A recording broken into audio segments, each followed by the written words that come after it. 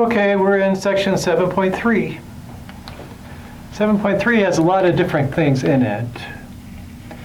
It talks about simplifying radicals, the distance formula, and equations of circles. So along the way, we're looking at the product and quotient rules for combining radicals or taking them apart. Simplifying radicals, what does it mean to have a radical in simplest form, and how do you get there? The Pythagorean theorem, having to do with the lengths of the sides of a right triangle. And then from that we get the distance formula for points in the plane. And from the distance formula, we can derive equations of circles. So that's a lot of stuff to do. And let's just get started.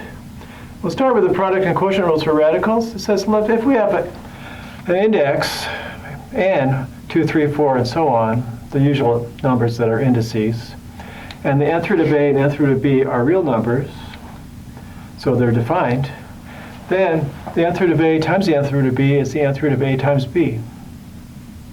So you can combine these two radicands together under a single radical if they're multiplied together, but the index has to be the same, and they both have to be defined. Similarly, if you have one radical divided by another radical and they have the same index, and they're both defined, that fraction is equal to the nth root of the fraction a over b. And there's a couple reasons why you might think that was true. To check that this plays the role of the nth root of ab, we try raising it to the nth power. So you get nth root of a to the nth root of b to the nth, using the rules for exponents, and that's a times b. Because the nth root of a raised to the nth power is a, and the nth root of b raised to the nth power is b. So since when you raise that to the nth power, you get ab, it's equal to the nth root of ab. That's the definition of what the nth root of ab is. It's the thing you raise to the nth power to get ab. We'll try the same story with raising this fraction to the nth power. Here it is. Then we get the nth root of a on top to the nth power, and the nth root of b on the bottom to the nth power, a over b. So since when you raise it to the nth power, you get a over b, it's the nth root of a over b. Another way to look at it is go straight to fractional exponents.